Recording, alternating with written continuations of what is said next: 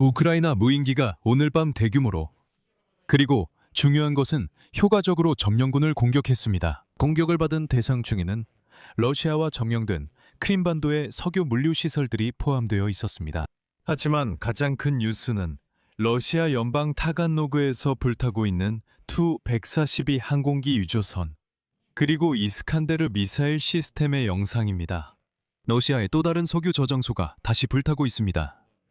이 와중에 중요한 소식도 전해졌습니다. 우크라이나와 캐나다가 우크라이나 군대를 위한 드론 공동 생산을 시작하기로 합의했습니다. 이 공장은 캐나다 내에 설립될 예정이며 드론 자체는 러시아에 있는 점령군을 타격하는 데 사용될 것입니다. 동시에 우리 동맹국들과 관련된 복잡한 외교 소식도 있습니다. 폴란드 대통령 카롤 나브로츠키가 우크라이나와 젤렌스키 대통령에게 위협을 가하며 공격적인 발언을 했습니다. 바르샤바에서는 우크라이나군 특수작전부대 중 하나가 우크라이나 봉기군 영웅의 이름을 받았다는 사실에 분노하고 있습니다. 그래서 이번 방송에서는 폴란드인들과의 이 갈등이 얼마나 위험한지 그리고 이 모든 것이 어떻게 끝날지에 대해 알아보겠습니다. 제 이름은 알렉세이 페치입니다. 함께 이야기해봅시다. 하지만 시작하기 전에 이 채널을 구독해주시고 영상에 좋아요를 눌러주시며 어떤 댓글이든 남겨주시길 부탁드립니다. 또한 제 텔레그램 채널 패치뉴스도 구독해주세요. 링크는 이 영상 설명란에 있습니다. 자, 그럼 러시아에 대한 공격 소식부터 시작해보겠습니다. 5월 30일 밤 러시아 반공군은 12개 지역과 점령된 크림반도 아조프해 상공에서 우크라이나의 항공기형 드론 127대를 요격했다고 밝혔습니다. 이는 러시아 측의 발표입니다. 드론이 아르마비르 시 산업지대의 유주나야 석유회사가 있는 중계 석유 저장소를 타격했습니다. 이곳은 크라스노다르 지방에 있습니다. 해당 시설에서 화재가 발생했습니다. 또한 군 비행장이 위치한 프리무르스코 아흐차타르스크에서도 무언가가 불에 탔습니다. 또한 페오도시아에 있는 석유 저장소도 또다시 공격을 받았습니다. 밤에 그곳에 2번이나 무언가가 날아왔고 그 결과 2곳에서 화재가 발생했습니다. 그리고 위성 사진에 따르면 연기 기둥이 거의 10km에 걸쳐 흑해 방향으로 뻗어 있었습니다. 또한 우크라이나군 드론이 밤에 로스토프주의 타갈로크 해양을 공격했습니다. 그 결과 유조선과 연료 저장 탱크 그리고 행정 건물이 불에 탔습니다. 그리고 바로 여기서부터 가장 흥미로운 일이 시작됩니다. 우크라이나군 무인 시스템 부대 사령관 로베르트 마디아르 브로우디의 말에 따르면 드론은 러시아의 그림자 선단 유조선 로스토프주의 타갈로크에 있는 쿠르간 나프토 프로덕트 유류기지 그리고 페오도시아의 해상석유 터미널을 타격했습니다. 다음은 마디아르의 인용문입니다. 5월 30일 밤은 불타는 밤이었습니다. 자유를 사랑하는 우크라이나 무인 시스템 부대의 새는 밤새 적의 작전 심층에 위치한 23개의 군사 목표와 시설을 타격했습니다. 그리고 영상에서는 러시아 연방 그림자 함대의 석유 탱커에 명중하는 장면을 볼 수 있습니다.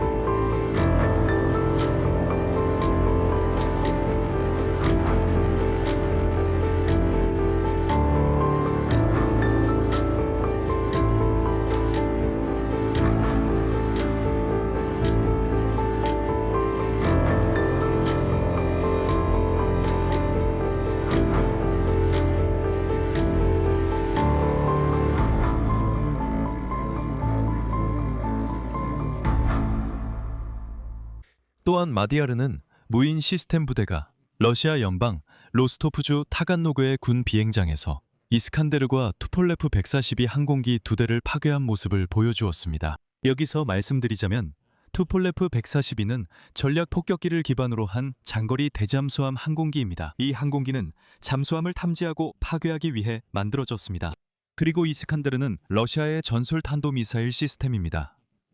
그리고 이 시스템이 발사를 수행합니다. 지대지 미사일을 발사하는 체계이며 이 시스템은 타갈로크 근처의 발사 위치에서도 공격을 받았습니다.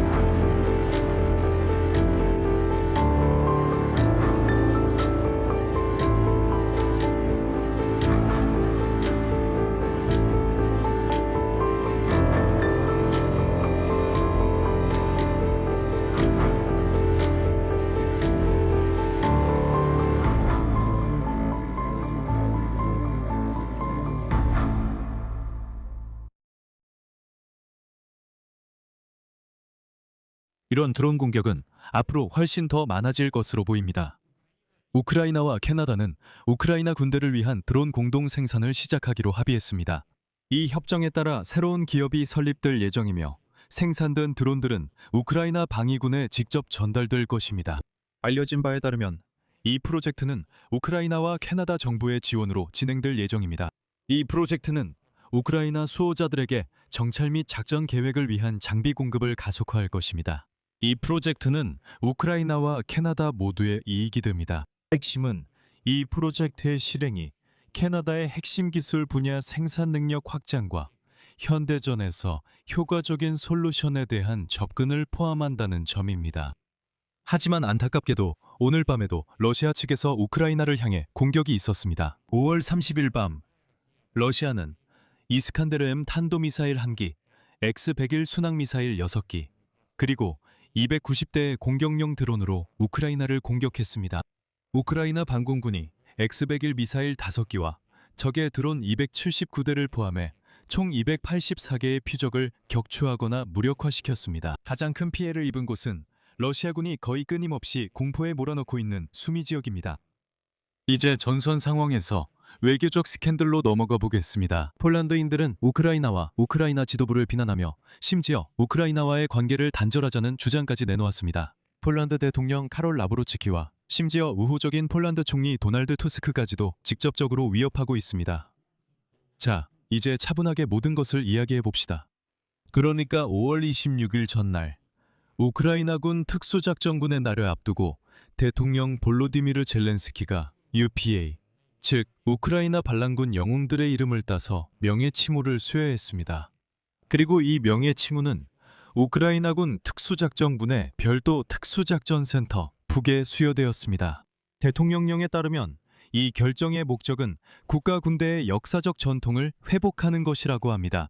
바로 다음 날인 5월 27일 이 소식은 폴란드의 우파와 극우 정치인들에게 퍼졌고 그들은 젤렌스키의 결정을 분노스럽다고 비난하며 폴란드 정부의 구체적인 조치를 요구했습니다. 그리고 이 우파 폴란드인들은 이것을 배은망덕한 처사라고 불렀습니다. 우파 세력은 우크라이나 반란군이 제2차 세계대전 중 수많은 폴란드인을 살해했다고 비난하고 있으며 특히 폴란드의 우파는 러시아 선전에서 자주 다루는 모든 주제를 끄집어내고 있습니다. 바로 그 주제가 볼린 대학살과 1943년에서 1944년 사이 동부 갈리치아 지역에서 폴란드 민간인들이 학살된 사건입니다. 하지만 같은 시기에 많은 우크라이나인들에게 UPA, 즉 우크라이나 반란군은 우크라이나 민족이 독립을 위해 싸운 상징입니다. 여기서 중요한 점은 최근 폴란드에서 폴란드와 우크라이나 역사가들이 특별 회의를 열어 이 문제에 대해 어떻게 상호 이해에 도달할 수 있을지 논의했다는 것입니다. 이 모든 논란이 벌어진 지 사흘째 되는 날, 폴란드 대통령 카롤 나브로드스키가 직접 이 상황에 대해 논평했습니다. 그는 볼로디미르 젤렌스키가 우크라이나 부대 중 하나에 UPA 영웅들의 이름을 부여한 결정을 매우 비판적으로 평가한다고 밝혔습니다. 그의 말에 따르면 이 결정은 러시아 선전에 힘을 실어줬다고 합니다. 다음은 나브로드스키의 발언 인용입니다. 이는 또한 우크라이나가 아무런 조건 없이 유럽연합에 가입해야 한다고 말하는 사람들이 매우 잘못됐다는 증거이기도 합니다. 젤렌스키 대통령은 우크라이나가 정신적으로 유럽 가족의 일원이 될 준비가 되어 있지 않다는 것을 증명했습니다. 우크라이나는 자신만의 기억 정책과 역사 정책을 형성할 수 있지만 폴란드 역시 자신만의 기억 정책과 역사 정책을 형성할 권리가 있습니다. 6월 8일에 백독수리 훈장위원회가 열릴 예정입니다. 저는 우크라이나 대통령 볼로디미르 젤렌스키의 훈장을 박탈하는 것이 안건 중 하나가 되어야 한다고 제안했습니다. 여기서 이 순간의 미묘함을 언급하는 것이 중요한데 나브로드스키는 무려 이틀 동안 젤렌스키의 결정에 대해 논평을 자제했습니다. 그의 정치적 반대자들인 도날드 투스크 총리와 라도스와프 시코르스키 외무장관 역시 마찬가지였는데 이들은 우크라이나에 더 호의적인 입장입니다. 그리고 세 사람 모두 지금은 다툴 때가 아니라는 뉘앙스를 풍겼습니다. 하지만 폴란드 우파를 달래기 위해 상징적인 결정을 내릴 수밖에 없을 것입니다. 아마도 젤렌스키에게 수여된 폴란드 백색 독수리 훈장은 박탈될 가능성이 높고 이로 이야기는 끝날 것입니다. 참고로 우크라이나 외무부는 폴란드인들에게 우크라이나가 협조 중임을 차분히 상기시키며 갈등을 키우지 말자고 언급했습니다. 그리고 이어서 우크라이나 외무부 대변인 게오르기 티히의 발언을 그대로 인용하겠습니다. 이는 유감스러운 일입니다. 왜냐하면 지난 1년 반 동안 우리가 지켜봐온 우크라이나 폴란드 관계에서 문제 해결을 향한 더 넓은 흐름에 반하는 일이기 때문입니다. 특히 유해 발굴과 탐색 작업이 재개되었습니다. 수년 만에 처음으로 역사학자 대회가 다시 열렸습니다. 과거에 대한 논의는 실질적이어야 하며 신뢰할 수 있는 자료에 근거해야 합니다. 우리의 역사는 증명합니다. 우크라이나인과 폴란드인 사이의 논쟁에서 이득을 보는 것은 오직 모스크바뿐입니다. 자신의 부대에 명예 칭호를 부여하는 절차를 시작하면서 우리 군인들은 분명히 우호적인 폴란드 국민을 모욕할 의도가 없었습니다. 그들에게 우크라이나 봉기군 UPA를 투쟁은 오직 모스크바의 제국주의 정책의 뿐이며 결코 폴란드인들을 겨냥한 것이 아닙니다. 그러나 제2차 세계대전 당시 우크라이나와 폴란드 부대의 군인들 모두가 저질렀던 민간인에 대한 범죄를 포함한 역사 속의 비극적인 장면들을 부정할 수는 없습니다. 그리고 제 개인적인 의견을 덧붙이자면 앞으로 어떻게 되든 간에 그리고 우크라이나인들은 러시아가 일으킨 전면전 첫날부터 우크라이나인들이 고통에서 벗어날 수 있도록 진심으로 헌신적으로 도와주었고 지금도 도와주고 있는 폴란드 국민들의 놀라운 열정을 항상 기억할 것입니다. 여기서 말을 줄이겠습니다. 여러분의 의견과 생각을 이 영상 아래 댓글로 남겨주세요. 채널 구독과 알림 설정, 그리고 좋아요도 잊지 마세요. 이 유튜브 채널의 활동을 지원하고 싶으시다면 영상 설명에 있는 링크와 계좌 정보 또는 화면에 보이는 QR코드를 통해 언제든지 후원하실 수 있습니다. 오늘은 여기까지입니다. 건강 조심하세요. 모두 안녕히 계세요.